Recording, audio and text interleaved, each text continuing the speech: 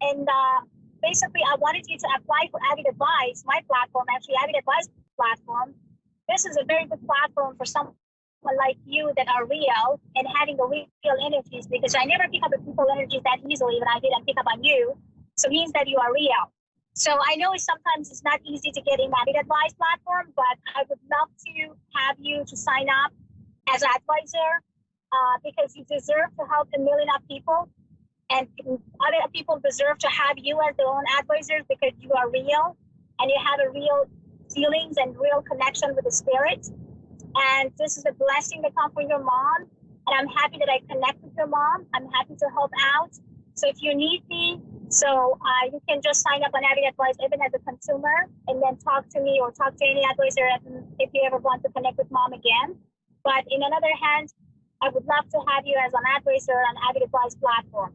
So just send me an email and support@avidadvice.com, support@avidadvice.com. Let me know about you or kind of more about you, and then we can get from there. Do you have any other question, my love? I just, like I said, once again, I wanted reassurance. I call my mom Mama because we're Southern here. And can you ask my mama, you tell, I don't need to worry about moving again? This house will be mine. No worriness at all. No worriness, no red flags. Your mom shows big smile with happiness and prosperity. No problem on money side, no problem on the physical or emotional side. And even actually, invited you for that jewelry. So that means that you have everything under control. And there is no need for I don't have anything legally saying that it's mine yet. And that's what my inheritance is paid for some of it, but the loan is in my sister's name, but I don't legally have anything on it. My sister won't give me anything on it until she said I pay, which is $77,000 for the rest of it. When your mom told me that she wants to help you, when your mom telling me that she would love to help you to get what you want, and there's nothing to be worried. You don't need any legal paper. So, okay, I have just 90 seconds. Thank you so much for listening. This is me, Fiona, Virgin Medium. I am Howard. You guys can find me on avidadvice.com. AVID advice.com. Have a great one and see you tomorrow. Bye.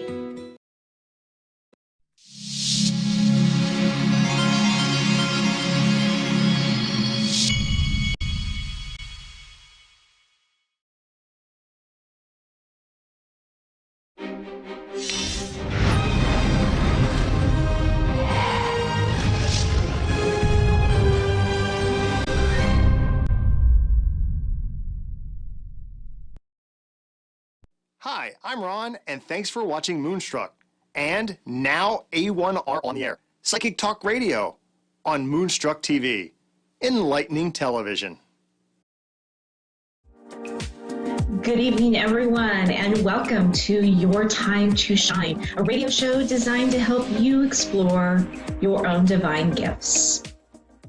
Good evening, everyone. I hope you are all well this evening and doing good after last night's supermoon, black moon, all kinds of energy going on with that moon.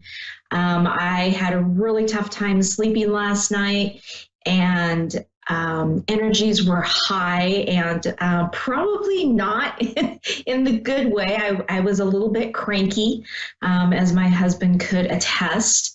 But here we are, first day of August, and we have a retrograde behind us. Thank goodness. That seemed like it lasted forever. So I am looking forward to the new energies that the new moon is, or that the supermoon is bringing to us this month. And of course, I had a great topic I wanted to talk about tonight, and Spirit said, nope, I think you're going to talk about this one. So here we go. I'd like to just chat with you a little bit about letter writing. This might seem a little strange to you, but it is a great way, especially if you are grieving the loss of a loved one. It kind of helps get you through some of those really rough patches. And actually, we had to write what is called a love letter to our parent who had passed away as part of an assignment of my master's class that I am diving deep into right now. And so what that entailed was just me sitting down and, in a relaxed situation and just starting to write down some of the things that I was having a hard time with, that I was grieving, that I missed about my dad, or things that I was mad at him about, mad for leaving when I wasn't ready for him to leave. And, it's been about 2.5 years since my dad has passed, and I've done a lot of work around the whole grieving process and him being gone, and I really felt like I had a pretty good handle on it. And as I sat down and I wrote the letter, I was really amazed at what came out. And when you're sitting down to write a letter like this, you just write everything out. Anything that comes to your mind, write it down. And then after you're done with your letter, then you can do a ceremonial burn. Now, what I mean by a ceremonial burn is that you find maybe it's a bowl full of rocks, maybe it's your fire pit, maybe it's your fireplace. Whatever you do, find a very safe environment to do your burn. I usually like to write my letters on tissue paper, so then that way I can put it in a ceramic bowl and light it and let it burn. And it burns very quickly, very easily, and it doesn't smoke up the house like regular paper would.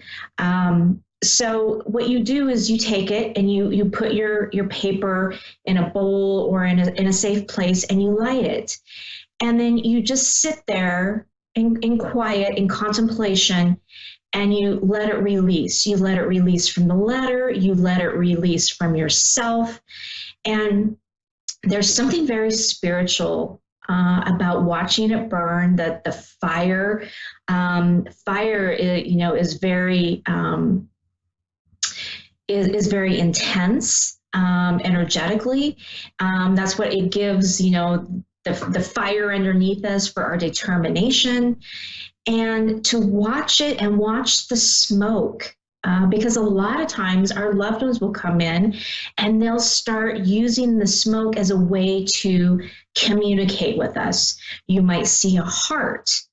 You might see a letter. It's really interesting in what you can see in the smoke. And this is really evident when you use tissue paper. I found it more with the tissue paper, something about the substance of it.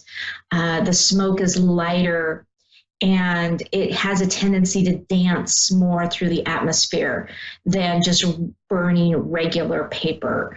But you can use regular paper too. So once that is, once the paper has burned and it's released into ashes, then it begins what is called a renewal in your soul, in your being. Now, you can write this letter as many times as you need to. It's really, really good to do ceremonial writing and burns during new moons and super moons. So like the energy that we just had, last night was a perfect time to do that. In fact, my husband and I actually did letter writing and ceremonial burns, and it was more about what we were wanting to release from our life that wasn't working for us any longer, and then bringing in all of the good stuff that we want to happen over the next few months, what it is we want to manifest, what is it we want to see happen in our life. And so especially during these times with these super moons and everything, can be really powerful times to do the letter writing and the ceremonial burns. Also, you can do them during the solstice, during the summer solstice and the winter solstice. Those are very typical times to do those types of letters, releasing what no longer serves you and bringing in what you want to see to come into your life. So try that. But the ceremonial burn and the letter writing for grieving a loved one is really powerful.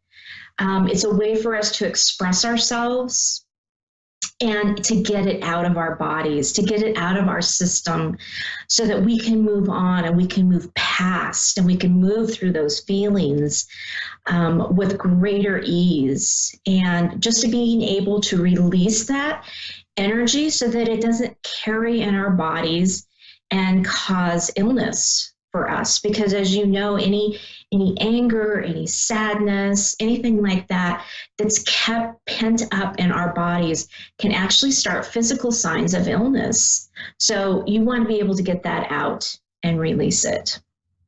And, don't worry if you don't know what you're going to write. Just put your pen to paper and start with a thought. And once you start with a thought and you go from there, it will just come naturally and you'll be amazed at what comes through. But don't keep that paper. Make sure that you burn it, you shred it, you do something in a manner that means something to you in order for you to release the energies from that and to release it from you. That's the most important thing. So I hope that helps. The very best in your letter writing. I have been actually doing this quite a bit, and it's really been amazing what has come forth to me in the process of doing that. And as you do it more, you get better and better at it, and you get more relaxed at it. And then when that happens, things just flow naturally. So good luck with that. Right now, we are going to go to the call lines, and we have Cynthia in Schererville, Indiana. Good evening, Hello. Cynthia. Hello. Hi. Hi. Hi. How are you this evening? Hello? Hello? Yes, I'm still here. Oh, okay.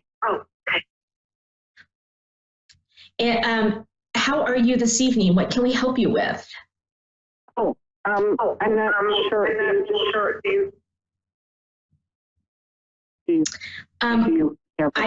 I can just give you. I'm sorry. Go ahead. Do general readings, or do you want me to just ask a question? I'm not sure because I wasn't sure how you wanted me to approach this. I can do either way. If you have a question in mind, I would be happy to look into that for you. If you want a general reading, there's always something really fantastic and interesting that you weren't expecting, or sometimes what you were expecting. So it's however you would like to do that. Yeah, if you want to just do a general, that would be fine. Okay, perfect. Perfect. Let me take a couple of minutes here and just kind of tune in and see what your loved ones are wanting you to know. And so there's going to be just a little bit of silence here as I tune in, but I'll be right back with you. Okay. Okay.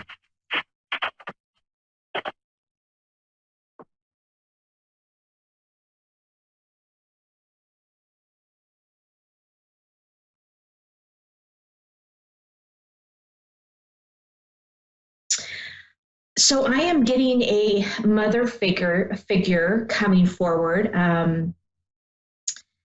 This person, she either is a mother, possibly an aunt, that has passed away.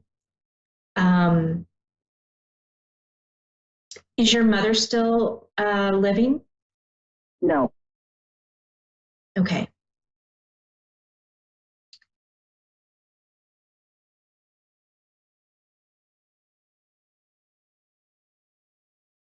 She has a fantastic personality. She's very joyous, very bouncy. Um, I see her in the kitchen a lot. Did she enjoy cooking or baking? No, not really. Not her. Mm-mm. Not her. My grandmother, my grandmother, her mother, but not really my mother. Okay. Okay. It's possible that that the grandmother is coming through just a little bit stronger. Mm-hmm. I'm feeling like both of their energies are kind of intermixing a little bit. But they're showing me cooking in the kitchen. That there was like this ceremonial process kind of that happened when they were in the kitchen. It's almost like I'm being shown like a cafeteria line. It's just like lines of food just keep going, just keep rolling through. It's bringing to mind my grandmother, and she lived on a farm, and that's the way it was. It was just lines upon lines upon lines of food, and they finished one meal and then they started another. And so this is what I'm being what I'm being shown right now.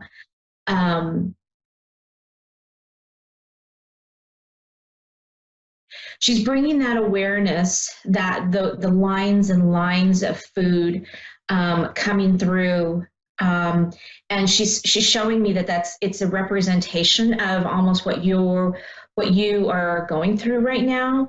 That you just feel like there's this never-ending, like a never-ending cycle of things that are going on, and you're kind of waiting for that break. Where you can intervene, and you feel like you just never get that break. That it just continues on and on and on. Are you looking at a job change? No, not really. No. Okay. Is your job description changing at all? Because well, I was in the medical field, and now I'm actually what's the word? Working on my skills as a psychic myself. Okay. Okay. I'm also being shown I'm being shown crystals. I don't know if you are working with crystals right now, or no. There is a gravitation for you to work with crystals. And in fact, before I came on to the show, I was just sitting here. I was sitting here quietly, and I was getting that one of the callers was going to be involved with the crystals, and now I'm being shown that it was you. Okay. So you have some healing abilities, and I'm being shown that the crystals can add to that. Even if you get, like, there's a deck of cards, like, I'm not tarot cards, but like angel card reading cards. There's a deck out there that's specifically for crystals. And so I'm being shown that you should bring that into your practice, even into your own personal daily practice, because this is going to give you some guidance and some insight to some things that you need to know. Do you have any idea, like, what kind of healing abilities they have? I mean, are you getting anything on that? I'm curious.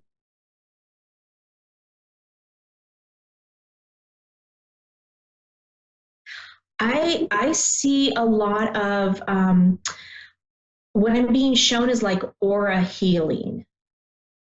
Oh, okay. They're showing me that there isn't like a real particular modality for you. Just you and your presence alone can bring around those healing capacities. Oh, wow. Okay. I'm writing this down. So, okay. All right. And also, do you see, like, for, within the next year, or,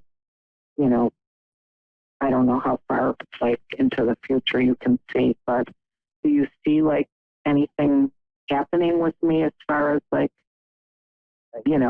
because I left the medical profession, and do you see, like, me, like, expanding with a healing, business or anything like that, or, anytime soon? Yes, actually, I do. As they're actually showing me that you're a medium. You're more than just a psychic. So when people say that someone is psychic, psychics can kind of they perceive the energies, whereas mediums, they are actually they're the channels. They're brought visions. They are brought emotions through smelling, tasting. They hear things. Sometimes they can actually hear spirit voices. And they're saying that you would do really well to try to find someone who could help you expand on your abilities. Okay. There's a lot of people out there teaching mediumship. Of course, I'm very partial to the gal who teaches mine. If you're interested, you can reach out to me on my Your Time to Shine Facebook page, and you can message me, and I can. Okay. Your time to shine. Okay. Okay. Oh, wonderful. And I can give you some names to get in touch with. But they're saying that right now you are getting a lot more information than you even realize. They're asking me to ask you, do you do you talk to yourself in your head? Do you have conversations? Do you answer yourself in your head? Yes, I do. Yes. Yeah. I was just laughing yesterday because I was in the kitchen and I was talking to myself, and I thought, oh my God, but I have a daughter and a husband that live here with me, and I thought if they would even just see me right now talking to myself, they would think that I was crazy. Yeah, I do. That's how I receive information. That's one of the hardest abilities to really put your finger on, because you never really know if it's spirit talking to you or if it's your own self talking. Yeah. I always thought it was myself. That it was myself. Yes. Yeah. Yeah. Oh my gosh. Yeah, it's not. It's not. So they're just saying that you really have an amazing gift, and if you could find someone to really help you hone in on those gifts, that you can just be really amazing at this. I mean, it's really fantastic. Okay. Oh wow, I'm getting tingling all over my body just listening to you. Yeah. Oh wow. Okay. Yep. Well, thank you so much for an very uplifting message and reading. Thank you. And I have your time to share, and I definitely will message you. And if you would be, willing to share names with me, I would really appreciate that. So I'll message you, soon. Thank you so much. Absolutely. And that's Your Time to Shine. Oh, to shine. Okay, that's right. Okay, I need to put my glasses on here. I can't even read my own writing. This is terrible.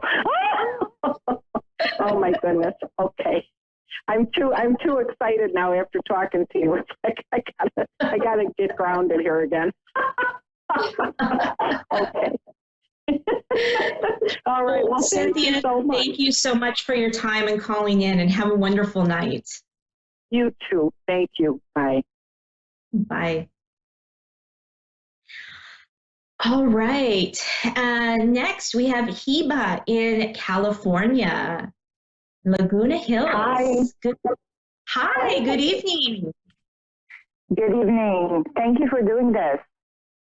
You are so welcome. What can we help you with tonight?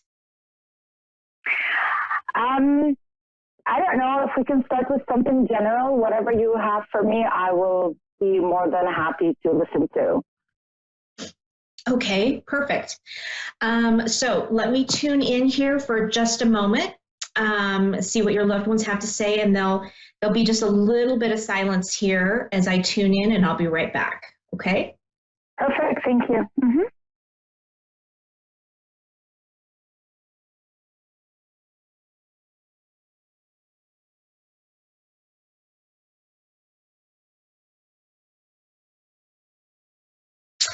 Okay, so I have to ask, are you planning a trip anywhere, like a vacation, Yes. a holiday? Actually, I was planning a trip to Mount Shasta. Mount Shasta. Oh, beautiful. Beautiful. Okay. So, yeah, so I am seeing that you are going to go on this trip. So if you hadn't really decided, I am being shown that you're going to go. Okay. Being in the mountains is for you is a really amazing experience. For some people, it's being around water, but for you, it's being in the mountains. It's being in that altitude. It's being in just having that enormous rock in front of you. It's something so powerful, and it talks to your soul. You are you're hang on just a minute. I'm trying to see what they're trying to tell me.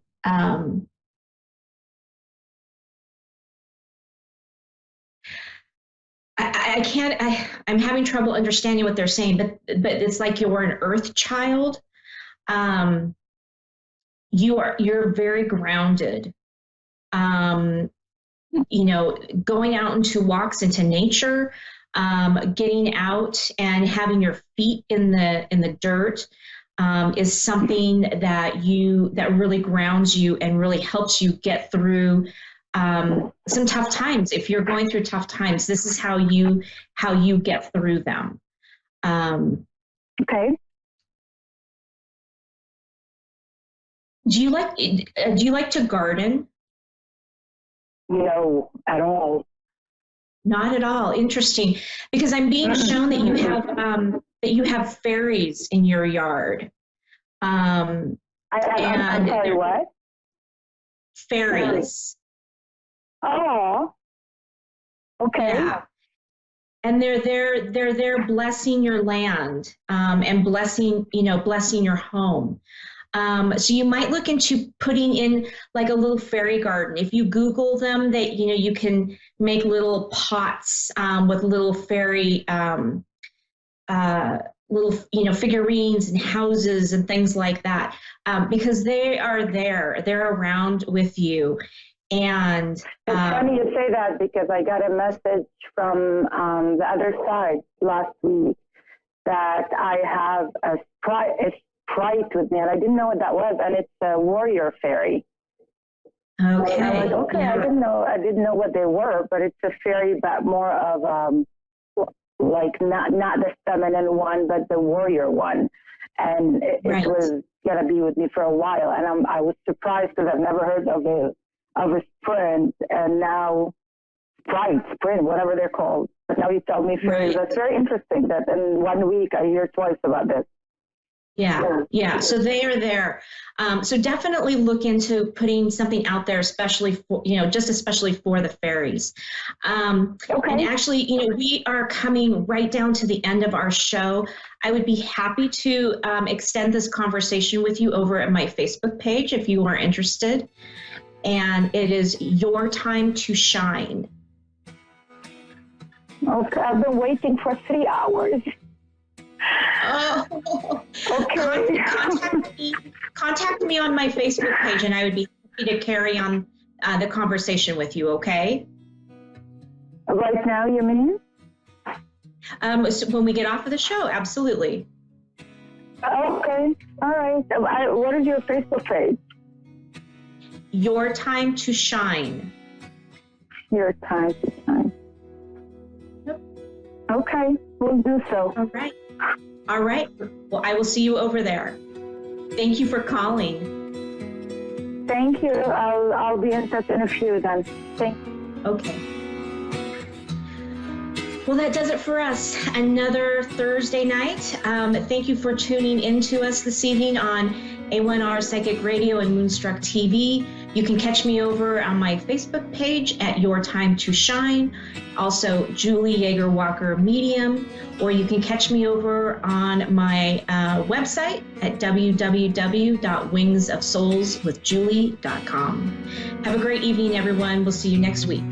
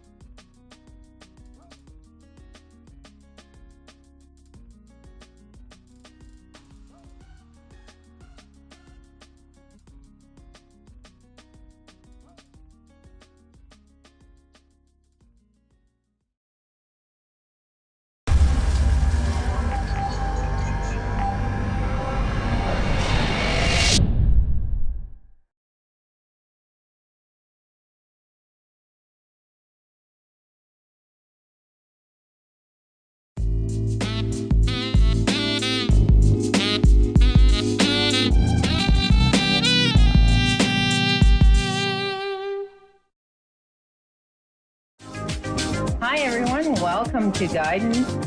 Angels Divine Guidance. I'm Angel. I'm a psychic medium. And I have a few little things to say today. Remember that today is the new black moon, also known as the dark moon. It is the super moon. Today is a great time to do performing of cord cutting rituals. It's also a perfect time to get rid of anything in your life that no longer serves you. So what I like to do on the new moon and the full moon is I do my little ritual. I write down what I'd like to cut cords to, what I would like to get rid of that no longer serves me. And then I burn it with a little bit of sage and I release it to the universe and I let the universe take her over. The other thing this week that has been brought a lot to my attention is I want to just make it known to everyone that we all possess the tools that we need to unlock our hidden potential and help us lead an intuitive and psychic life. This week's been a week where everybody says, how did you know you were intuitive? How do you know if you are intuitive? And I'm like, well, we all are. It's just whether we choose to activate it and open it up and enjoy the ride. So like last week, this week I pulled a few cards. So the card that I got for all our viewers today is the Fearless card. Okay, so let's remember what the Fearless card is. We don't want to look back on our life and go, what would it have been like? So we need to jump in. Fear is nothing more than we don't have information related to the topic that we're scared of. And we need to turn around and just relax.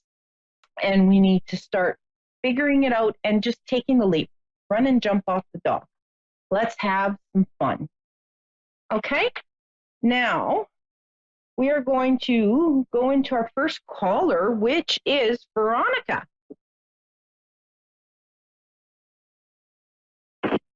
Hello? Hi, Veronica. How are you? I'm fine. How are you? I'm doing great. Now, today I was pulling cards, and your card is the Compassion card. Now, the Compassion card is not just about unconditional love towards others. It's also unconditional love towards ourselves. I get a sense for you, Veronica, that you're kind of hard on yourself. Yes. Yeah. Okay. So, okay, I'm just going to get into here. Okay. You need to get a little more easier on yourself. Okay. You're making choices and decisions based on the information that you have at hand. So you got to give yourself a little leeway because none of us are perfect. There's no such thing as 110%. Does that make sense? Yes. Okay. Did you have any particular questions that you wanted to ask me tonight, or did you want me to just dive in? Just dive in, please. Okay, so let's see. Okay, Veronica, I'm just going to get in. Oh, I love your energy. You're a very wonderful person. You have a very big heart. Thank you. Okay? Yes. You give the shirt off your back to perfect strangers, which sometimes kind of leads where you get taken advantage of. Yes. So you need to keep that in mind, that not everybody is at the same place that you are, if that makes sense. It does. Okay. You're very intuitive. You've always followed your gut and you've always gone for what you've wanted, no matter what anybody has said. Correct. Correct? Okay. Let's see. Have you had a little bit of health issues here in the last 6 months? Yeah. Yes. Okay. Know that you're coming to the end of that issue, like it's going to start resolving itself. Awesome. Okay. You just need to start taking a little more you time. I feel like you're a very busy person. You're constantly doing for others and putting yourself last, need I say? Yes. Yeah. So you need to start learning the word no. Okay? Okay. And it's okay to say no, and it's okay to take time out for you. Just remember that if you don't do this for yourself, you're not going to be able to help other people. because you are Okay. going to fall. You are going to fall sick, and you're going to be in a position where you won't be able to help people. So you need to take care of yourself to be able to help others. Okay. Does that make sense for you? Very, very much so. Yeah. Okay. Who has or had the heart problem in your family? Other than myself, my dad. Okay. Have yeah. I'm thinking this is more you. Yes. Recently, it was me. Yes. Yeah. Are you still having trouble breathing? Because I'm feeling tight in No. the chest. No. No. Okay. No. My breathing's fine. Okay. I'm getting like a tightness in my chest, which leads me to believe that you're either having issues with breathing or you're overdoing it with your heart, which is making you kind of tired. Yes, I do be tired. Yes. Okay. So, are you on oxygen? No, I think that was because at the time I was working two jobs, but now, as a couple of weeks ago, I let them go. I'm only working one now. Oh, okay. That would explain some of what I'm feeling. Okay. So, all right. Yeah, I'm going to stick with you need to slow down. Okay. Okay. Okay. Just for the fact that you're going to run into a little more issues if you don't. Like, I'm not a medical doctor or anything. I can only go by what I feel when I'm sensing people's energies. And I'm like Okay. I'm getting the heart. I'm getting the heart issue. I'm getting the tight chest. Like I'm going to have a hard time breathing. So you need to slow down and you need to take care of yourself. Okay. Okay. And it's okay to ask for help. All right. Mm-hmm. Okay. I know you're used to doing stuff your way, and you're a very independent woman who very independent. the world. So now it's time to say it's okay to ask for help. And I'm saying this through experience because I'm a lot like you. I've conquered, I did on my own. And within the last year, I've had to really ask for a lot of help because I was diagnosed with cancer. And that gave me a great big lesson of you need to ask for help. Okay. And it's okay. It's okay for us to let that guard down and get people to help us. It's perfectly fine. Okay? Because, I mean, we're only human and we can only do so much. And the people in your life want you around for a long time. So they're going to understand and they're going to help you. Okay? Do you have 2 children? I do. Okay. Okay, so you have a son and a daughter? A son and a daughter, yes. Yes. Okay. Okay. Your daughter's waiting to help you, but she doesn't want to step on your toes. Oh, okay. Does that make sense? Yes. Like she'd love to help you, but she doesn't want to make you feel worse than you already do, if that makes sense. Yes. Because your daughter has a very big heart like you. She's also an empath, so she feels things a lot. Okay. Does that make sense? Yeah. So she really wants to help you, but she's kind of holding back a little bit. So just ask for some help. Okay. Are you living in your own house? I moved here about 8 months ago. It's an apartment. Okay. Yeah, okay, so that makes sense. Because I was going to tell you, like, the yard work was getting to be too much. Mm-hmm. So they're showing me that there was going to be a shift or a move. So if you've already made it, that's a good thing. Okay. Just yes. And where I was previously, the yard work had gotten to be too much. So yes. yeah, because they were showing me that you were really struggling with it. So where you are, you made the right choice to move there if you've been second guessing yourself. I know it's hard to move and have to downsize and give up some of our possessions. Yes. Okay. So just know that you made the right choice for yourself. Do you have 3 grandchildren?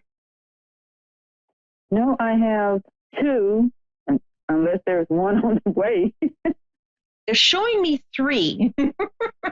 So that could mean there's either another one on the way, definitely, or it could mean that there is somebody like a niece or a nephew that you consider to be a grandchild. Okay. Okay. Now I have 2, but my daughter miscarried a month ago. Was it a boy? I don't know. It was only like I'm getting a feeling that there's 2 boys and a girl for grandchildren. Okay, I have 2 girls as grandchildren. Okay, so that's way out there. Why would that be?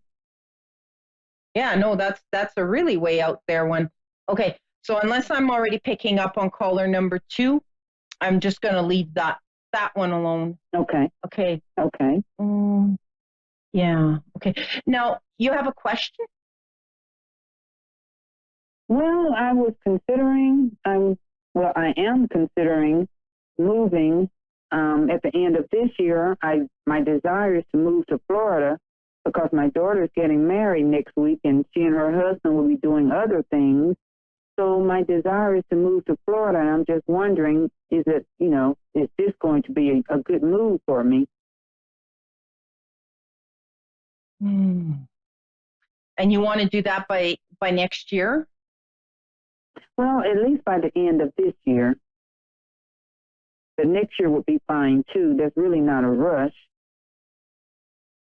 I think I'm not going to say don't do the move, but I'm getting right now you need to stay where you are because you're going to need a little bit of extra help. Okay. Okay. And you need to just kind of settle and make sure you get the health issue under wraps. Okay. Okay. Because if you're in the middle of getting your health issue under wraps and then you're moving and then you have to switch doctors, that's just going to prolong your health care, if that makes sense. Okay. Okay. Okay. Other than that, I would just hold off on that move to Florida. Okay. Just maybe by the end of next year. But I'm like they're strongly telling me you should be staying put for now. Okay. Okay. You need to get the health under control. Okay. Okay? Does that make sense? It does. It does. Okay. Now, do you have any further questions before I move on to my next caller? Do you feel anything in the business area for me, my own business, or do you feel anything as far as relationship-wise? Okay. Business-wise, again, they're really sitting around your health issues right now, and you really need to concentrate on that. Okay? Will do. Before you move on, you really need to concentrate on that. Now, they do show that there is a male coming. I don't know if the number 2 means anything to you. No. No? Okay, so that could be that this male figure could be coming through to your life in say 2 weeks, 2 months, 2 years. Okay. It could be the second of a month. It's just watch your twos, okay? And it's going to be, you won't be expecting when he's going to come into your life. You might be sitting at the doctor's office. It'll be kind of a situation like that where he's going to cross your path. Oh, okay. Okay. Or you could be just, you're going on a trip this summer. Well, this fall, I should say. Were you thinking of going away? I was thinking about going back home for my mom's birthday. Okay. In October.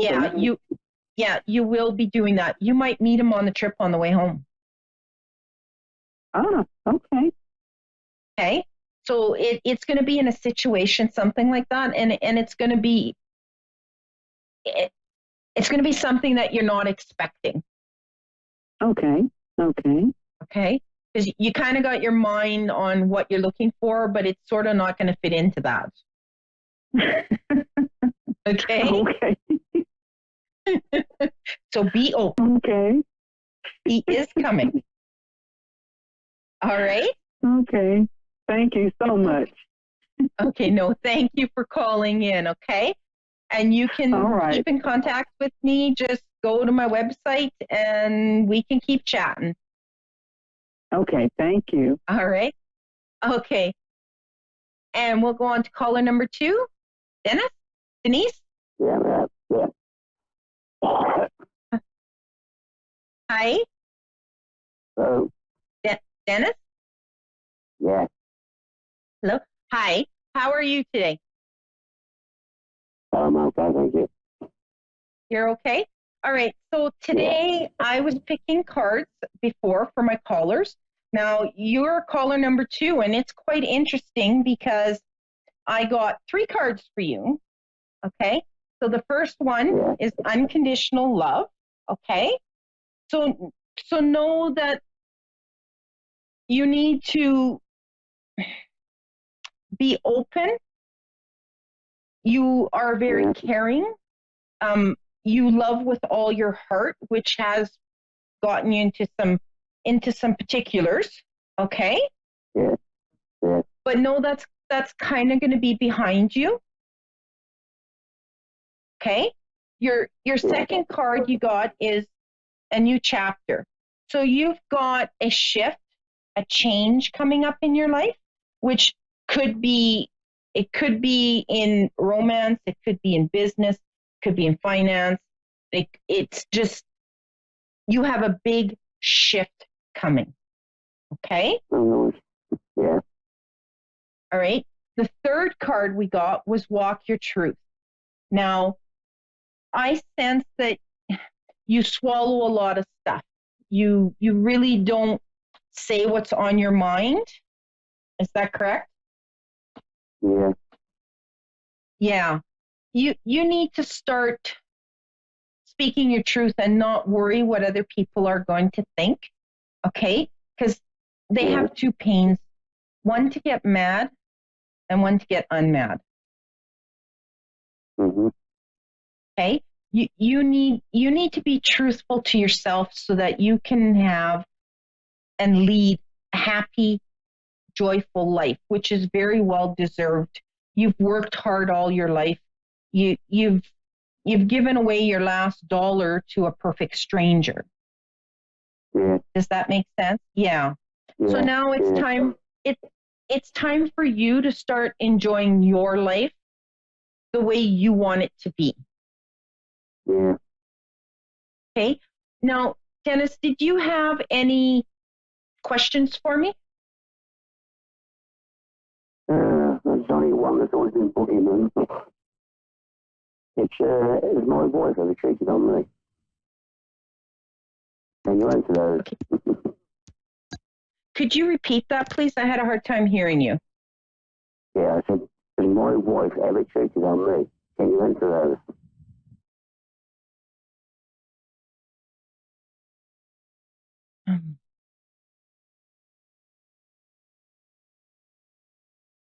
I'm just going to see what I can get.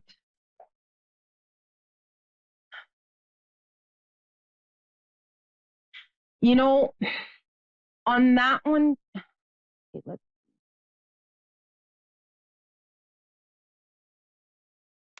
I'm not getting that she particularly cheated on you in the sense that you're saying or thinking, but I don't think the truth is being spoken, if that makes sense. Yeah. Okay? I'm getting the feeling that she's not telling the whole story. Yeah. So what's that mean? Okay? Yeah. So that comes with part of the shift and you needing to speak your truth. So you basically got to put the cards on the table with her. Oh, yeah, but she just knows everything. Well, if my hubby was here, he'd tell you, most women are that way. And then we have a little discussion about that one. Yes. As long as I know she hasn't hurt you in that way. Sexually, then I'm all right with it. I'm not getting that sense that she's done that. No. Okay. I'm getting more that the whole truth isn't out. Like she's not telling you the whole truth. I think she's like, I'm getting like, if without getting too much into her energy, I'm getting more of a feeling like she's unhappy. But she's scared to say, like she's scared to say why she's unhappy. She's very ill at the moment. She's one of these women who to get up and get out sort of thing and do her own stuff basically, which she can't do. Yeah. They're saying that she's got an infection of the lung and they can't cure it. It's really knocking her about. Okay. Now, okay. Just want to see, which could be the where I was having the trouble breathing with the first caller. I was already sensing on your call itself. Okay. We've both got that COPD, don't you? Okay. Do you guys also have the 3 grandchildren? I have 2 boys and a girl? Altogether. I have 5. 5, okay, and there's 2 boys and a girl? Out of that 5? I've got 4 boys and a girl. Okay. And we lost the girl. Okay. So yeah, I was picking up over here. Okay. So, all right. Gonna dabble into a little bit more. Okay. Has she gotten a second opinion on her lungs? Has she told him go on?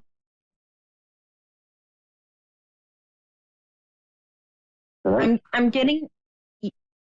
Are you still there? Yeah. Okay. I'm getting that maybe she should be getting a second opinion on the lung infection. What do you mean it's not as bad as they're saying? Yes. Okay. I'll tell her that. Okay. Just because I'm just getting the feeling that there's something a little more there. Okay? Mm. The whole truth isn't out. We're saying she's worse than what we think. Well, I don't think she's worse. I just think that they might be missing something. Okay. Okay? And I think if it's found, it might speed up the recovery. Okay, yeah. Okay? So it doesn't hurt to get a second opinion. No, that's true. Right? So I would speak my truth and like tell her she needs to start getting a second opinion. The lungs are nothing to play with. Like really, that's we need to breathe, right? Yeah. But yeah, and like I was telling you, Dennis, you need to put the cards on the table and you need to speak your truth to her.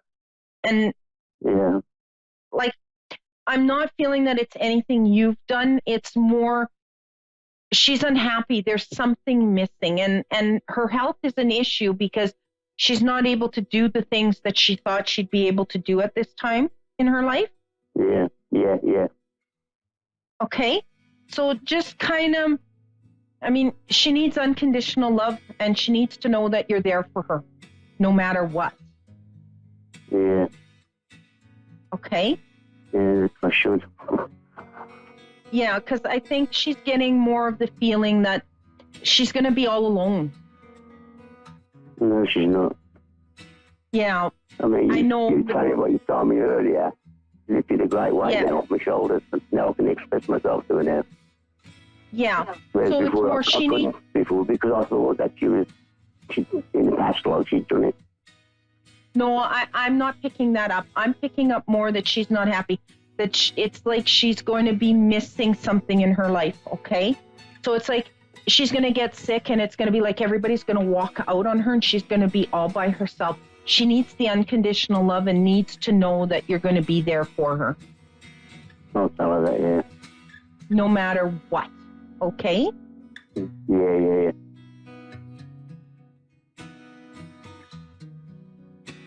All right? Do you have any more questions? Yeah. We've got about 30 seconds. Nope. We got less than 30 seconds. Are we going to make the move from this house? Yes, you are. Good. Okay. Sure, and it's gonna be better for you. Yeah, he's gonna be sooner or later. I'm gonna get within 6 months.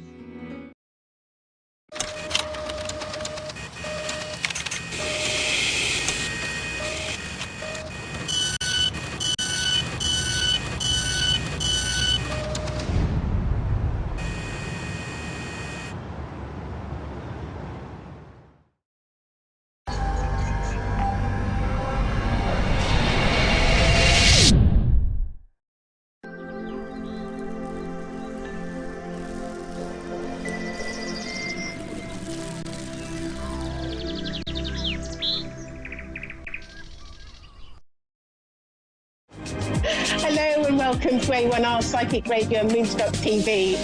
It's very nice to be on the show today. Now, I was just thinking about what we could talk about, and I think sort of probably the most important thing that spirit sort of do for us, the spirit world do for us, and that is healing. And it's just incredible how they are able to heal in many cases. Now, obviously, the first sort of, method of healing is when some, a medium will put their hands on you and do hands-on healing. And again, there's some remarkable results from that. And, there's no sort of guarantees. And I think I was always told by the spirit world that if we are meant to receive the healing, then we will. But they work on many levels. They work on the sort of physical, the mental, and the emotional level. So it depends on sort of, what is your need, in other words. But the other thing that healing can be done. Now, I, as a medium, I sit for an hour every day. And in that hour, I will invite my guides to come forward. And they will do, I will send out healing. And what I've done is I've created a list of all the people that want healing. And, funnily enough, I said to my guides, I said, should I be, reading out this list to you every time I sit to do healing? And his answer was, no, because it will get too long. So I just sort of say, and here's my list, and I open it up because it's always on my computer, and I open it up, and they work from there, and so I, that's something I do. I sit there for an hour with spirit sending out healing, and I do that every day for an hour, 7 days a week. And I try to do that regardless of what's going on in my life. And every now and again, I might slip and not do it that day, but on the whole, it's sort of every day. And I absolutely love the healing, because it gives you that, it gives you the vibration that the spirit world work with. That, this is something interesting that you may not be aware of, but I see all this light coming sort of to me and then through me, and they're working with sort of my energy and their energy, and it makes me feel sort of really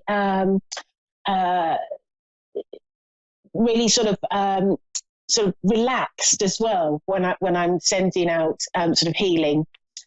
So that's sort of a little bit about healing, but there are other methods. For instance, like I could do a reading that is very healing, because the words can be healing, or and that's again, that's spirit working through me, and then perhaps you could be speaking to a friend and giving advice, and a cup of tea, and that's healing. And so there's many ways to be a healer, but healing is so important in our world.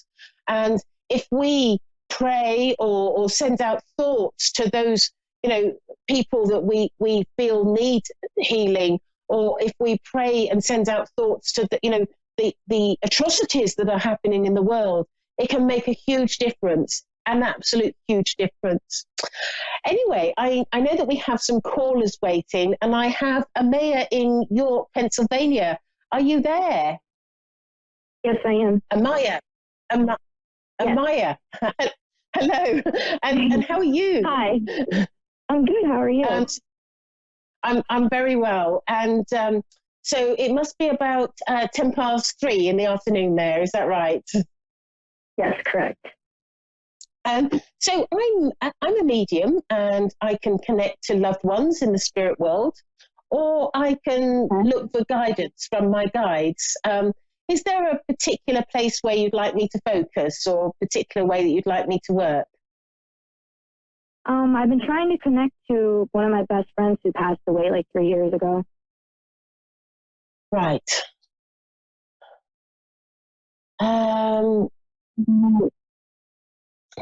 Okay, is this female? Because I'm just checking to see, because I might get a male through and think, oh, that's not it. Amaya, is she female? Right. Okay. Yeah. Let's have a look. Right. Okay. The first thing that I'm hearing is I feel that her passing was unusual circumstances. Would you understand that? Because I don't feel like, when if we have a young person, we go to sort of two things that happen sort of so many times. But I think with Amaya, the words I'm getting is it was unusual circumstances. Yes, that's true. And I feel that when I look at her personality, I see her as being quite an incredible woman.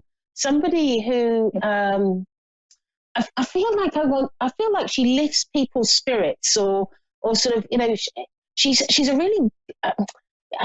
I feel these words wouldn't just do her justice, but she's a really good person. But I feel like she's almost, better than that. It's almost like she's an earth angel. Like she's so good to many people. And I feel that I feel like she's very charitable of nature. And I don't know whether she was involved particularly with charity, or it was just her personality of being very charitable in the way that she conducted her life. Would that make sense to you? Yes, that makes total sense to me, yes. And I feel that she's making me feel as though there were times when she would help you, but I feel that there's also times when you helped her, because I feel like you were, and I'm getting the word confidant. So I don't know why I'm getting confidant. So it's like you were a confidant for each other. Would that make sense to you? Yes, that makes completely sense to me, and I've always said that. Oh, right. So that's why I'm getting it. Yes. See, the thing is with me, Amaya, is I get nosy, and I look at it and I think, why are you giving me that word? That's the problem with me as a medium, and I need to get myself out of the way and just give what I get. So, and she's saying to me that she's making me feel as though in her funeral, there was something that you did that was like a special tribute to her. Would you understand that? There was something that you did special for her. And she's showing me an image of some flowers, and you're putting them down somewhere. Yes, I gave roses to her mother after the funeral was over. Right. Okay. I knew it was something to do with flowers, and there's also a ribbon around the bottom of the flowers as well. Yes. And she's saying to me that whilst she's very, very happy in the spirit world, she's making me feel as that you are one of the biggest losses to her. As sort of because she's making me feel as though there was nothing that, you know, it's like there's a closeness that is every day, you know, speaking to each other all the time, and she feels, and she's saying to me, you know, I'm all right in the spirit world, you know, I'm getting on with things, but the thing is she makes me feel as though she's like she's got her right arm cut off, and of course she hasn't, but she makes me feel like that. It's just like a figure of speech, that you know, whenever anything happens, she can't go to you and say, oh, you never guess what happened. Yeah. she can't do that, and she's so sort of she's so frustrated about that, because she says so many things are happening to her in the spirit world, and she can't come and tell you. And she says you were always the go-to to sort of tell what was going on. She's showing me a bed, and she's showing me a teddy bear, and there's something, or I don't know whether it's like a stuffed animal, you know, like I don't know whether it's a teddy bear or another animal, but I know there's like a toy animal on the bed somewhere, and she's making me feel. I just saw that in my clairvoyance. Would you understand that? There's something significant about that. Yes. On Easter, and then, the year of her passing, we had gotten matching stuffed animals, and we always kept it with each other. Right. And I feel like there's a name on the stuffed animal as well. There's some writing on it. There's some writing. I would have to look. I'm not sure if there is or not. Okay. Have a look. Okay. And also, I feel that a lot of the things that each other would buy, the other one would buy as well. Because I feel like there's a lot of things that both of you had, like I don't know, and she's keeping me in the bedroom, because I feel like it's things in the bedroom that there are a lot of things that are similar, and she's making me feel that she knows your family very well, and you know her family very well. That's the feeling she makes. Because she makes me feel as though you would spend time in her family home, and vice versa.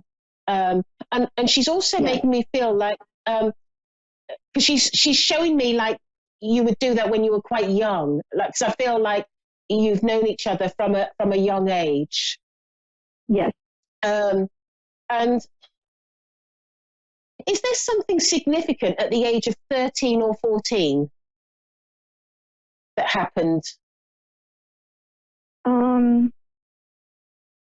Involving like me, I had tried to hurt myself when I was that age. That was the first time I had ever tried.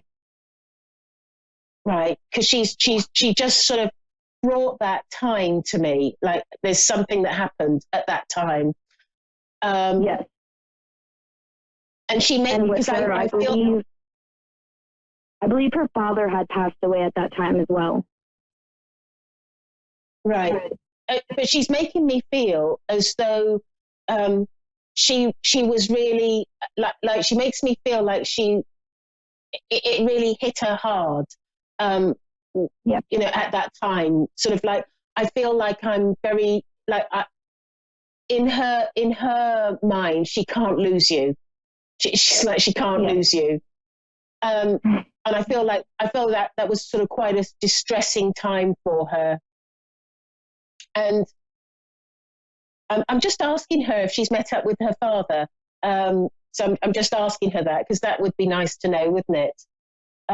Yes, it definitely she said, of course, I'm with him. And she says that she's making me feel as though she has a very close relationship with him, and there's a deep love with her father. And she makes me feel as though it's like she doesn't have favourites, but her dad is her favourite. Yes, definitely. It was a daddy's girl all the way. Yeah. It's like she loves her mum, but it's daddy. and so she wants you to know that she's connected with her dad, and it's really sort of really nice to be with her. Yeah. I'm just asking her for the last message because I've got another caller waiting, and it's so sad because it's only about 5-10 minutes that we get for a reading, and I know sort of like when people enjoy the reading, they're sort of settling down for the evening. Yes. But you can find me on Facebook, and my name is Gail Moffat. So if you need to connect with me or ask any questions, that's fine. But she just wants to. Her last thing that she wants to say to you is, Amaya, is that she really values this life because of your friendship with each other. She makes me feel like you were almost like twins. Yes. and it's like glued to each other. And she's just saying thank you for being my friend. And she's just showing me a book where you're doing some writing, and I don't know whether have you been writing a journal, or is there some sort of I writing? was on and off after she passed. I haven't really been doing it lately, but I was. Yeah. Well, she's read the words that you've written.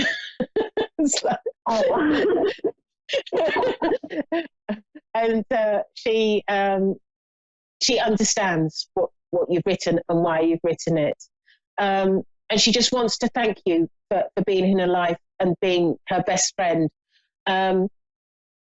Obviously, you've got a whole life ahead of you, and there's no predictions of when you're going to the spirit world. But what I do know is when the time does come, whether you might be an 80-year-old woman or whatever, but when the time does come, you will be. She will be meeting you. She's making that very clear, that she will be there to collect you, and so you will see her again, which is lovely. Yes. But Amaya, I'm so sorry it's so short. Thank you very much for calling in, and lovely to speak with you, and also to connect your lovely friend. She's adorable. I love her. But thank you very much. Thank you. Now I have Donna in Fairlawn, New Jersey. Are you there, Donna? Yes, I'm there. How are you, Gail? I'm very well. How are you? I'm good. I'm good. Good. So I am a medium and I can connect to loved ones in the spirit world, or I can look at, focus on some aspects of your life. Is there a particular way that you would like me to work? Well, I have, I guess maybe on the mediumship, because I've lost a lot of people that I feel a lot of turmoil with every day and every night. I try to communicate with them at night myself, and I have no success. Yeah, they're probably there though. You know, that's the annoying thing when you feel you don't have any success. But what my advice to you is that if you speak out the words that you would like to say to them, they will hear you. So remember that. Even though you can't hear back, they will hear you. Okay.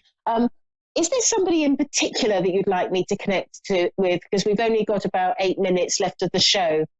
Well, my both of my parents are deceased, and my Uncle Al, who was like a stepfather to me, I lost him about 2 years ago. Very painful, because he was the man who walked me down the aisle when I got married. Wow. And it was very sudden with him. Well, even with my mom. Yeah. My mom, I was 13 and a half. I wasn't ready for that. It feels like, there was so much left to be said, but we didn't get a chance to say it. Well, your and mum I just want to know that they're okay. Yeah, well, your mum is standing in front of me, and she's arm in arm with the gentleman, and I'm hearing the words Uncle Al, and so I feel that she's met up with him, and they're arm in arm in the spirit world, and I'm going all tingly, so I know I've absolutely got that right. Oh, that's beautiful. I am too. Yeah, and she's got, it's interesting because she's actually all dressed up. She's got a hat on for some reason, and she's got sort of her nice clothes on, quite sort of old-fashioned sort of clothes that she's wearing.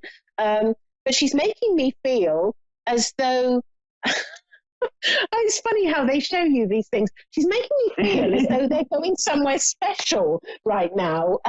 And she's come in to sort of, say hello, and then they're going off somewhere. But she's saying to me that it was very important for her to be there when your uncle or your stepfather, when he passed away, because she's making me feel as though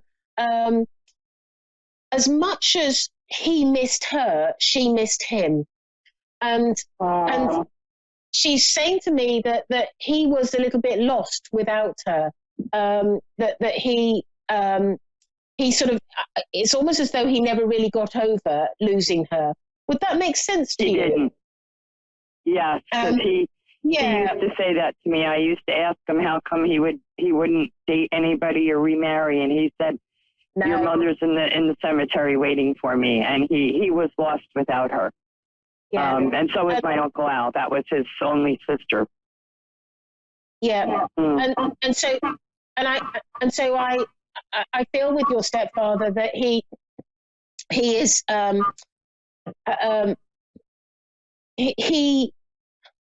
he's so, it's like he's delighted that he's with your mum. I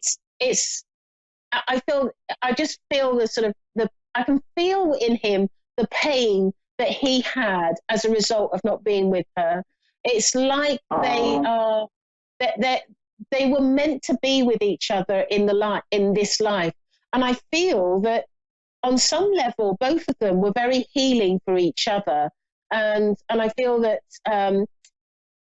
your mum definitely had a lot of healing from him when she got together with him, because she's making me feel as though her first relationship, I feel, with your father wasn't as good as she would have liked. Would that make sense to you? No, it was horrible.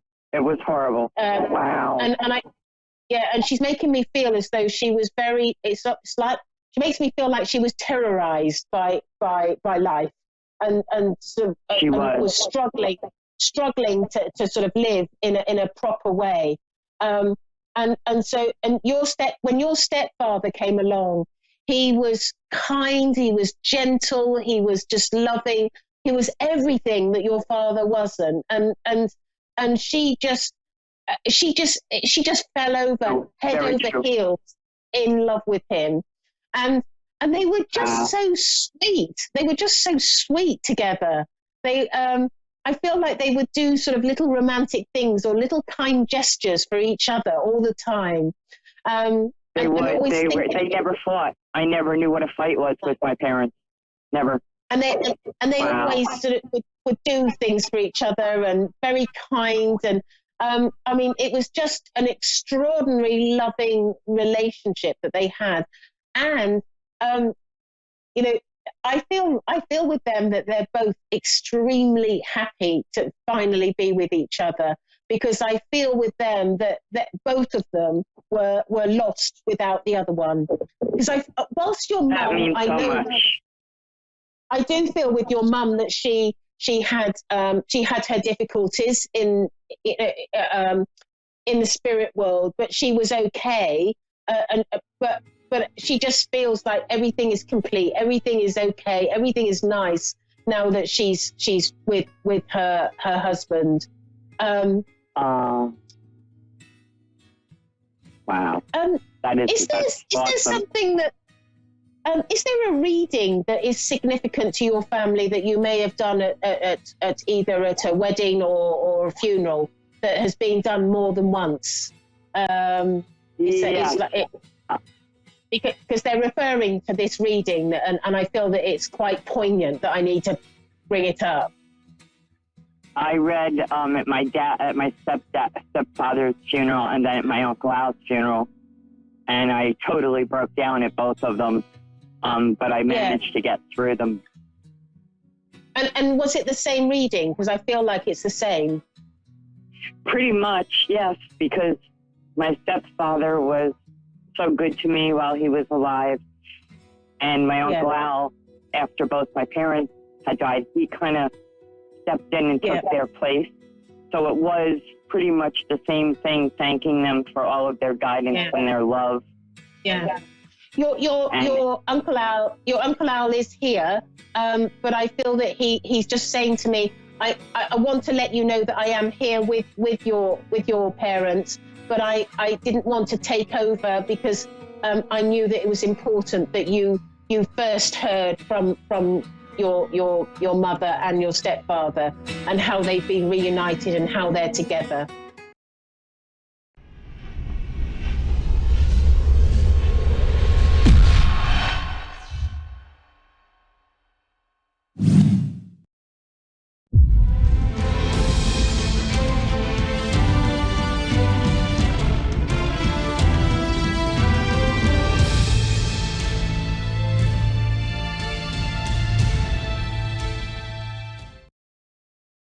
Hi, I'm Mark.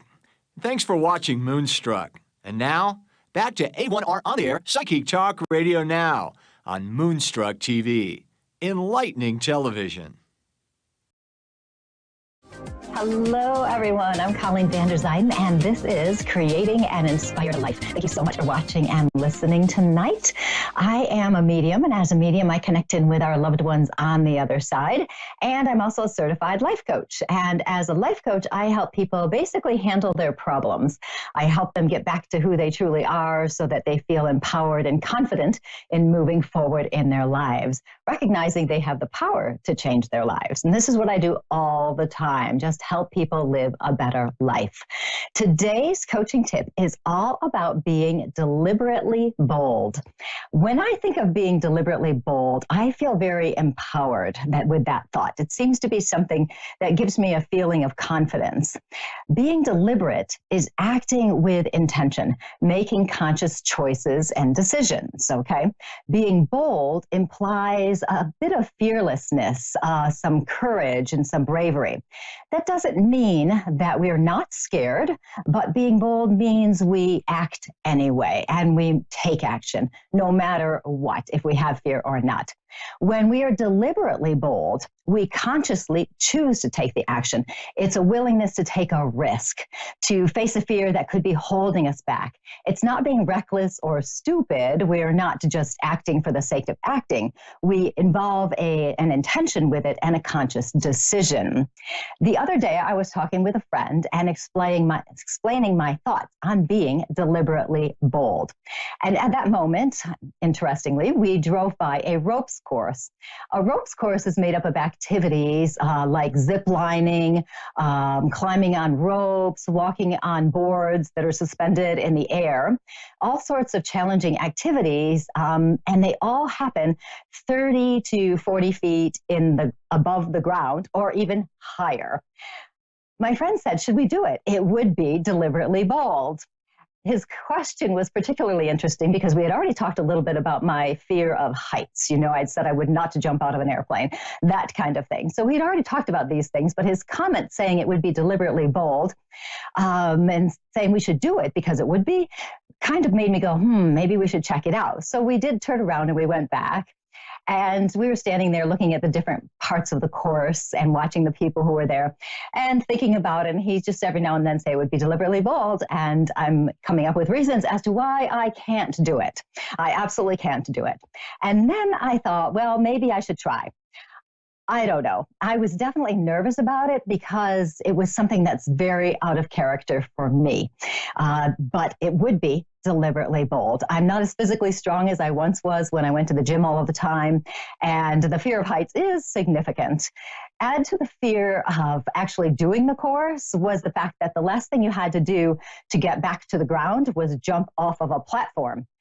Jumping off of a platform when you have a fear of heights is a pretty big hurdle. There are protective devices. It's not like you're just jumping. They have cables and everything. So it really is safe, but it's still scary, especially if that's the only way down. If we hadn't been talking about being deliberately bold, I would have said, no, I am definitely not doing this. But if I want to be deliberately bold, shouldn't I try something that I wouldn't normally do? This was definitely something I wouldn't normally do. And I felt that this challenge was important. It seemed like a way to dig deep, get back into my power to see if it was even possible that I could do this. How many times have we not done something because we're too scared? It can be simple, like not speaking your truth because you don't want to offend somebody, so that might be too scary for you. Or it could be looking at a different viewpoint or a different perspective and having to change your mind, and you just don't want to step out of your comfort zone. Or it could even be profound. Maybe you have a job you don't really like and you want to find a new job, but you're scared about putting yourself out there because maybe nobody will hire you. Maybe you're not good enough. So it stops yourself from moving forward. Maybe you don't travel because you're afraid something bad will happen. We all hear the news about these things that happen, but it might stop you from doing those things you want to do. What if there was something that's stopping you, that you were deliberately bold instead? If you consciously chose to make a decision that would be bold, what if you did that? What would your action be? Would you change your thoughts? Would you face a fear? Would you take a risk? Would you speak your mind? Would you just make a bold decision? I was talking to a woman the other day who was really struggling in her relationship, and she was telling me it wasn't feeling right anymore, and she was very unhappy. Her comments went in circles. She needed to stay in the relationship for these reasons, and she needed to leave for those reasons. And she went back and forth and back and forth. She was stuck in the thoughts in her head, and her emotions were all over the place. When we're stuck in emotions, we actually create more fear. And then we don't take action. It's like we're paralyzed. If I didn't have somebody there encouraging me to do this, I wouldn't probably have gone on that ropes course because I would have talked myself out of it. I would have said, oh, don't do it. It's going to be too scary. I would have gone and on and on. But because I had somebody there who was supporting me, it was safe for me to take the chance on it. Now, this woman, with her relationship, she knew she needed to take action, and she knew she needed to get space for herself so she could clear her head. But she kept talking herself out of it. Her fear was holding her back. For her, being deliberately bold would be speaking her truth and then taking some action to get the space she needs. Her decision doesn't have to be permanent, but without taking action, nothing changes. Being deliberately bold can help you get clarity on a problem or a concern. It can help you face your fears. It's an empowering mindset that is actually decisive and courageous. You may still have fear, but you make the conscious choice to do it anyway. I can tell you that with that ropes course, on the first activity, my heart was pounding. I was so nervous and so scared. I wanted to make sure I did everything right because I didn't want anything bad to happen, like falling off of something or, hanging there in the air or something. But with that first activity, I was so focused on what I was doing. I actually even wasn't bothered by the fact that I was 30 or whatever feet above the ground. When I got to the first zip line, however, the fear came back because I have always said that I will never, ever in this lifetime do a zip line. I am not about to jump off of a platform and fly through the air holding on to something to get to the other side. But here I was. I had to do it because it was the only way you could keep going, and there was no other way to go. So I just closed my eyes and jumped. And you know what? Nothing bad happened. Can you believe it? Just like they say, they said nothing bad would happen. But what I noticed is once I made that first action and I trusted the process and jumped off, that it was all good. And with each challenge, I felt more and more secure and more competent. And at the end, I did jump off of the platform to get back to the ground. Just the act of doing it was awesome. Although I was scared, I did these things anyway. As I learned more about the course and how it worked, I made the intentional choice to be as fearless as I could.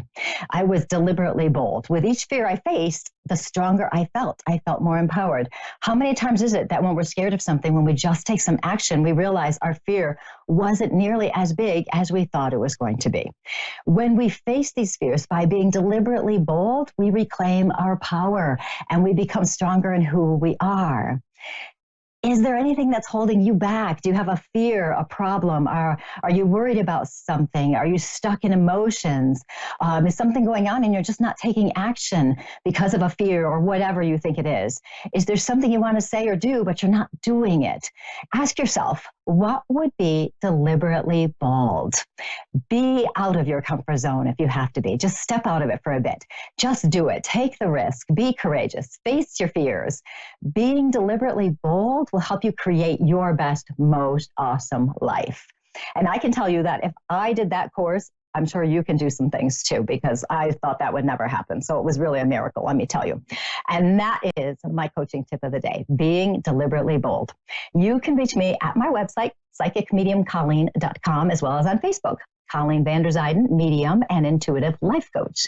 Now we are going to go on to our first caller. We have Zodi from West Palm Beach in Florida. Zodi, how are you tonight?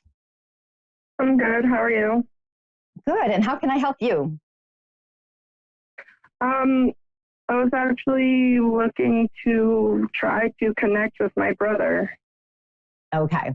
And was he on the younger side when he passes? Because I have a younger man here. I'm sorry? Was he on the younger side when he passed? Because I have a younger man here. Okay. And would you understand him being somebody who, this is interesting, a little bit, well, you know how we don't speak our mind? He speaks his mind. Does he say whatever he wants to say without really any regard to how it comes across? For the most part, yeah. Yeah. Okay. Because I get somebody who's like that, and he feels a little reckless to me, in that he doesn't really always plan things out all the way. He doesn't always think things through all the way. And I feel him just saying whatever he wants to. But I also want to point out, though, that he is not like this all the time, because he's actually a very sensitive person. Would you understand him being a sensitive person? Hello? Yes. Can you hear me? Would you understand him being a sensitive person? Okay. Okay, as long as you can hear me. So we'll see what happens. So I'll just keep talking about him for just a few minutes as we check in and see what's going on with the sound here. But for this person, I can feel him being sensitive. I can feel him being somebody who actually kind of protects himself a little bit. And it is interesting that I have somebody like that coming in tonight when I'm talking about being bold and speaking your mind. There is, of course, you do want to take, okay. Are you all back again for me, Zodi, here? Yes. Sorry, I don't know what happened. Oh, who knows? You know, technology, it's just the way it is. So I was saying that your brother feels very sensitive to me. It feels like he feels things very deeply. Would you understand that? Yes. Okay. And would you also understand that he hides himself behind a different kind of persona? So he acts a certain way. It's kind of like he's trying to cover up how sensitive he is. Do you understand that as well? Yes. Okay, I'm pretty sure I have him then. I like to make sure before I get going. I do want to tell you, he seems like a fun kid to me, and he seems like somebody who, when things are going well for him, he can be very charming and so much fun. I do feel a little bit, I want to call it, of a tortured soul, if you will, because I feel like he has a lot of questions about himself, how he fits into life, all of those things. And what's coming through very strongly is I feel like he wants to make an apology to people here. Because he gives me the impression that part of his passing, if not all of it, is caused by his own actions. Does he do something that helps him cross over to the other side? Yeah, he did. Okay. And you notice how gentle I was with that, because I didn't want to just come right out and say that, because he's telling me he wants to apologize for that. He's not a person who would intentionally hurt people. And I know sometimes he says things that do hurt people, but it's not on purpose. It's just that he's struggling. He has some struggles there. And he wants to apologize to everybody, basically, to tell them he's really sorry. He says he would never have intended to cause pain to someone else, okay? It's not a decision he would make consciously. It just happens. I also get the impression he's trying to protect himself, you know, that this is the only option for him, okay? So, and I do feel that recklessness around him as he's talking about this. He doesn't want to talk about the bad things. He wants to talk about the good things. Would you understand who has the dog in the family? My mom. Okay, because I want to talk about a dog for a minute. Does he very much love the dog? Yeah, he did, one of them. Okay, because I want to talk about a dog, and when I feel the dog, when he's showing it to me, I get this sense of safe. He feels safe. You know, he doesn't have to deal with issues and problems that are around him or anything like that. Would you understand him as well, being quite good at math, but not really good at math classes? Probably. Because the way he's showing himself to me, I feel like he can figure so many different things out. He can figure lots of things out, but I don't feel him really liking, you know how in math classes, you know, way back, you know, they make you do the work and stuff. I feel like he just doesn't want to do that. So, you know, there's a little stubbornness there. Does that make a little bit of sense? Yeah. Okay. He's kind of one where you can't really tell him what to do. He's just going to do what he wants to do.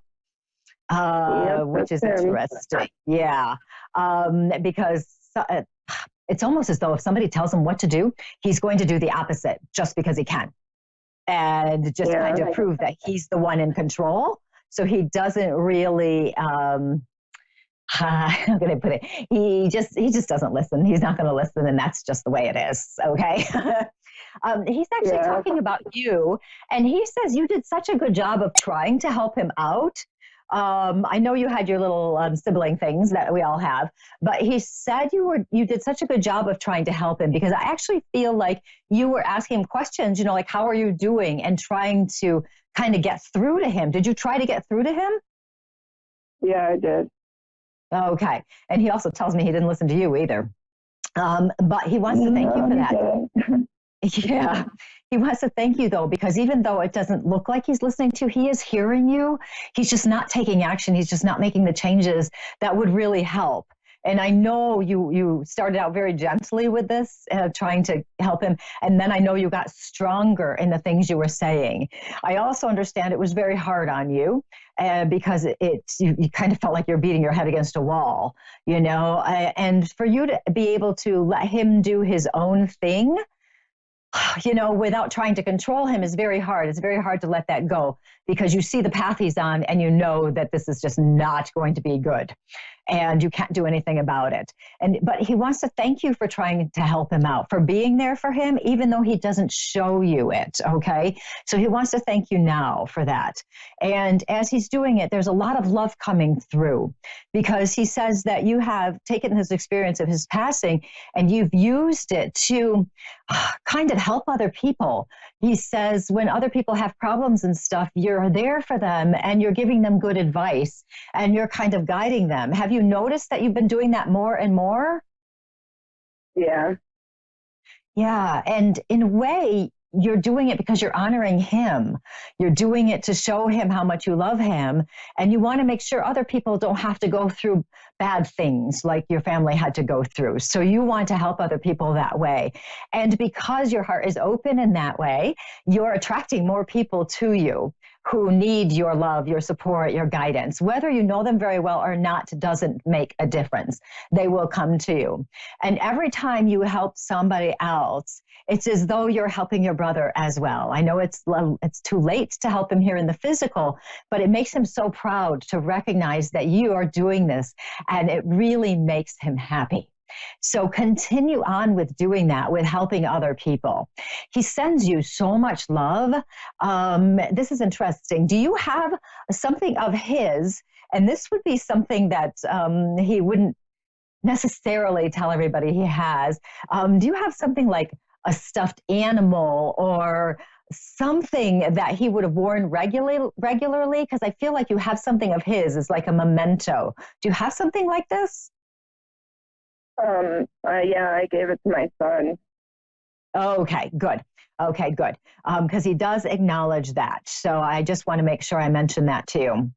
The connection is so very strong, and he thanks you because he says you also been talking to him on occasion. You'll say something to him, and he says, don't worry about the fact that you were mad at him after he passes. Don't worry about it. It's okay. He understands it. He said he would have been mad too. So don't worry about it. It's not a bad thing. Don't be guilty, anything like that. So he sends you so much love, Zodi. So thank you so much for calling. I'm so glad I got to talk to you. You make sure you tell the rest of your family that he loves them and he's still around them, okay? Okay, thank you so much. You're welcome. You have a good night. And that was Zodi from Florida. It's always so hard when we have, a relative who passes, like a brother or something that's on the closer side, and there's some struggles there, because sometimes we carry guilt with us. So he was very clear about not carrying the guilt. It's important. The love is always there. It never leaves, even though somebody has passed to the other side. So now we are going to move to Pam from Dayton, Ohio. How are you, Pam? I'm good. How are you? I'm doing quite well. How can I help you today? Well, I've fallen on hard times. I can't find a job to support myself. I'm living at my sister's now, and I'm wondering if there's something I'm missing.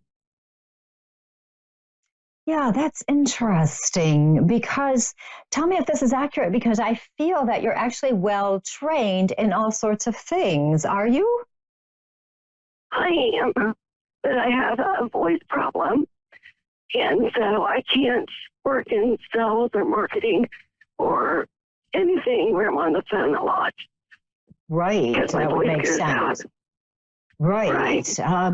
Yeah, so that could be an issue. What's interesting to me is I am seeing some kind of, it looks like, for lack of a better word, I don't know a whole lot of careers out there.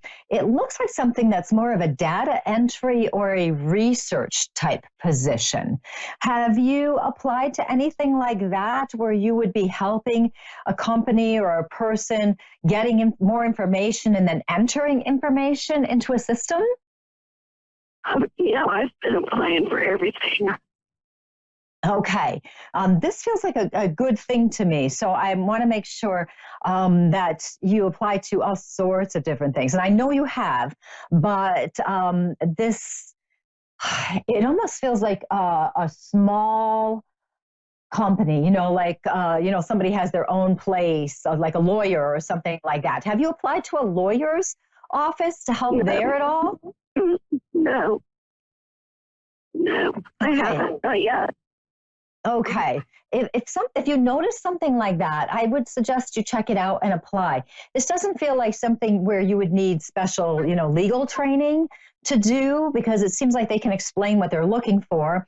I mean, and you're smart. You know how to do things. You know how to look things up, and all of that. And it feels like so it feels like a small situation to me. And I keep seeing lawyer, so there may be something to that. So somehow in some kind of a position that I would call a professional position. So even something helping out in, like an accountant's office or something, if they have somebody who does not accounting, somebody who would help with things like that. So that actually feels good to me. So I'll put that out there for you. The thing is too, and I know you've been applying in all sorts of places, and it's the feeling of the frustration is actually kind of strong there, of not knowing which direction to go next. You keep trying and nothing is coming of it. And that's, I think, part of the reason why I keep feeling the smaller situation there, with somebody who's willing to hire somebody who's, not 12, or 18, that feeling there too. The thing is, it seems to me that you've had so many different experiences in your lifetime, and you've been very good about handling things as positively as possible. And this one is starting to really kind of get you down, because you're starting to feel like you're never going to have a position.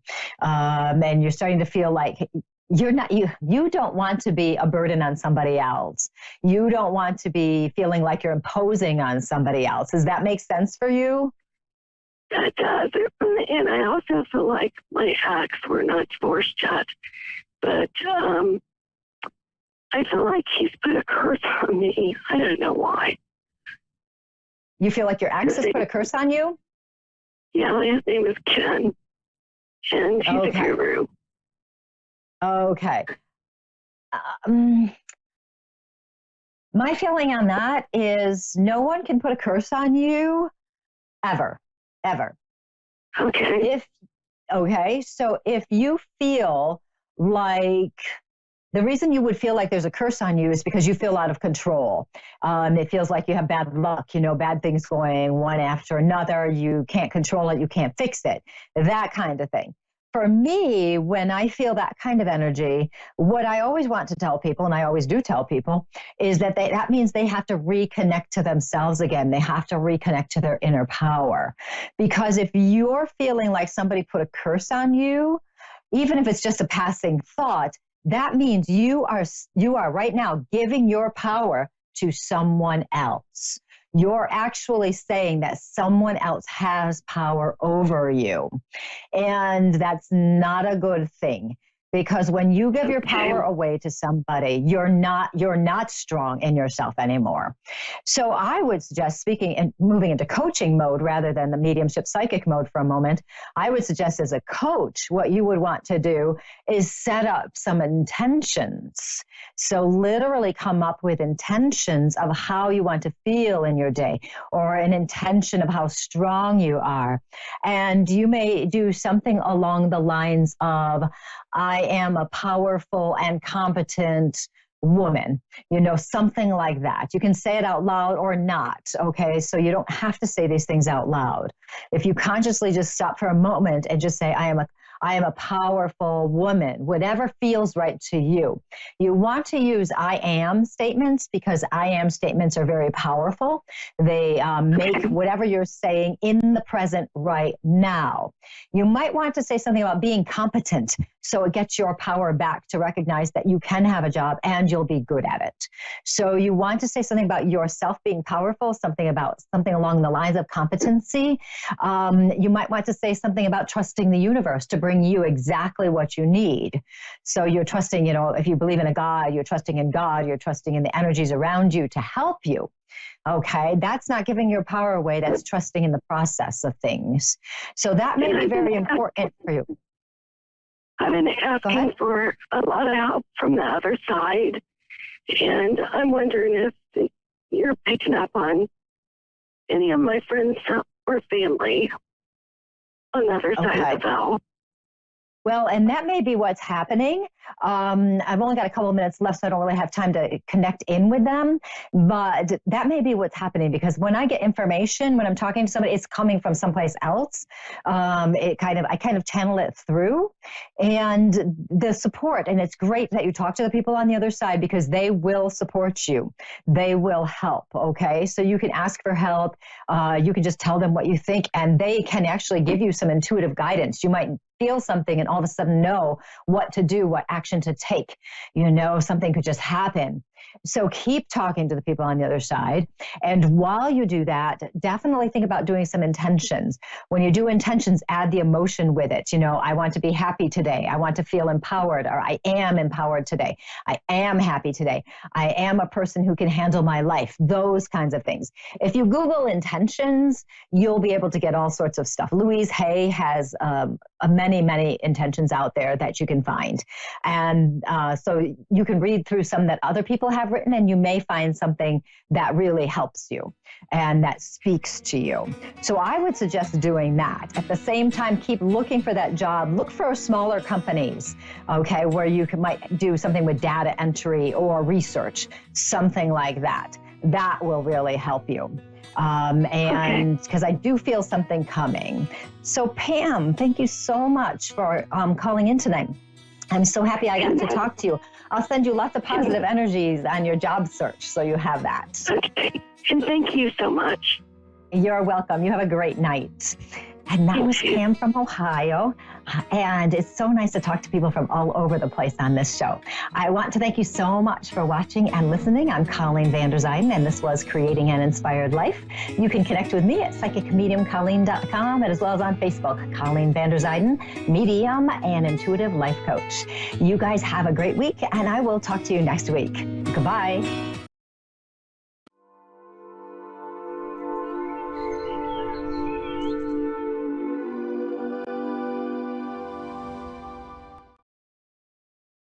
At A1R Psychic Radio, we know you lead a busy life. That's why we've assembled Earth's top psychic TV and radio hosts in one location.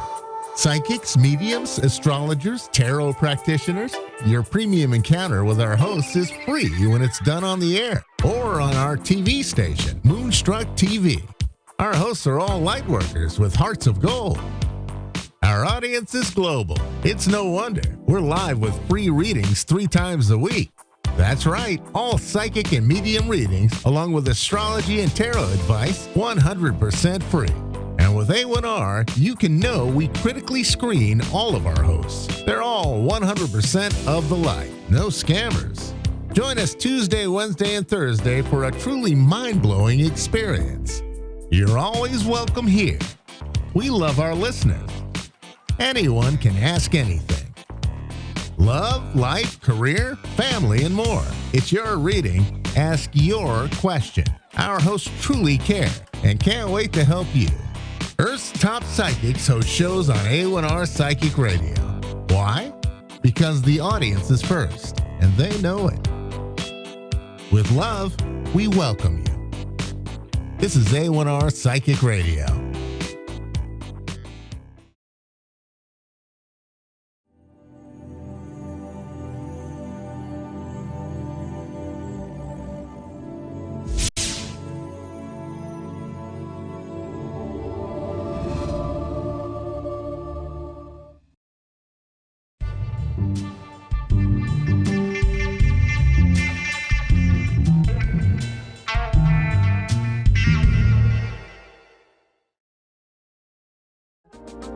You know, we live in an abundant universe, and we talk about living in the universe, and most of us are experiencing lack.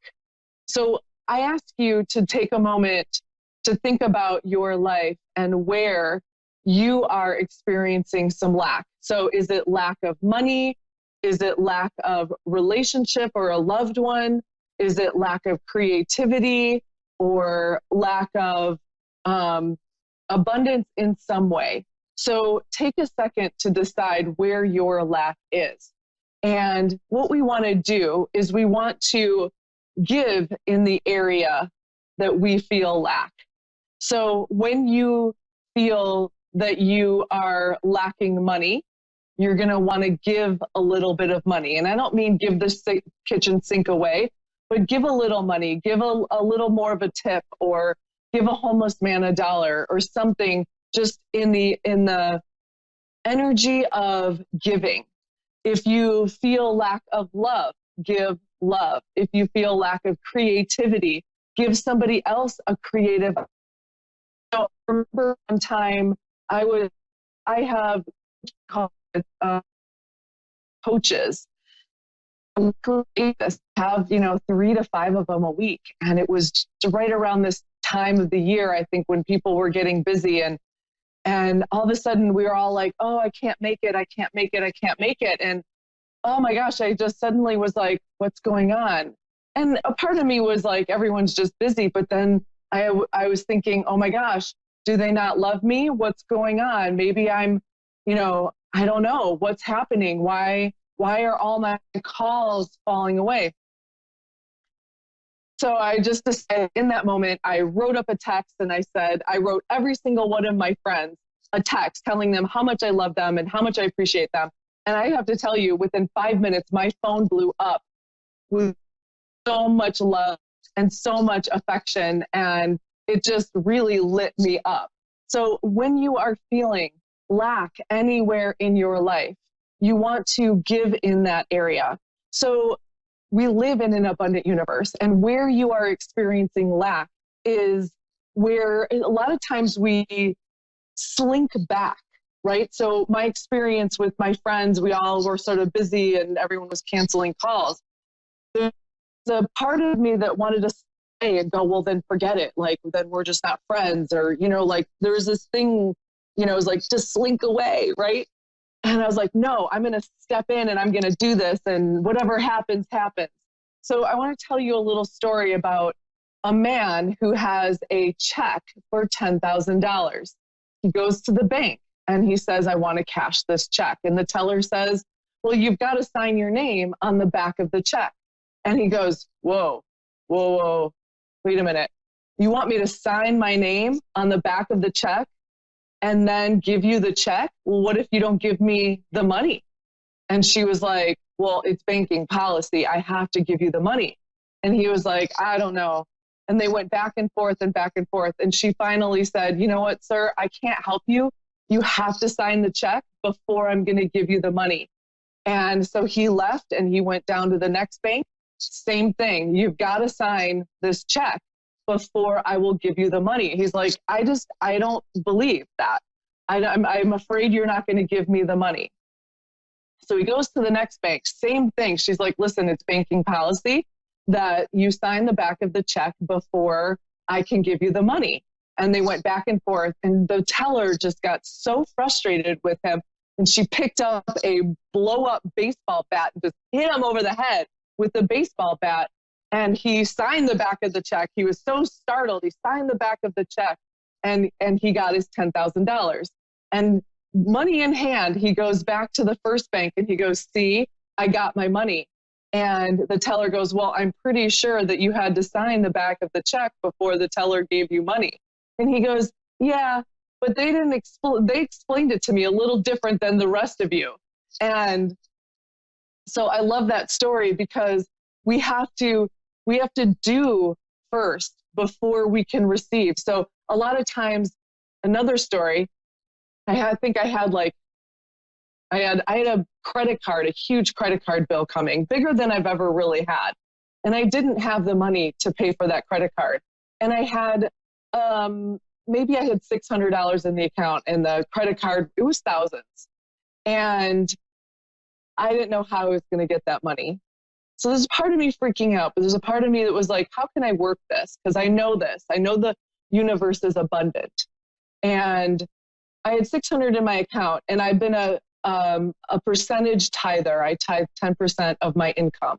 And I'm looking at it going, I needed to tithe like $400, and that would leave me with $200, which would not get me anywhere near the amount of money I needed for my credit card bill.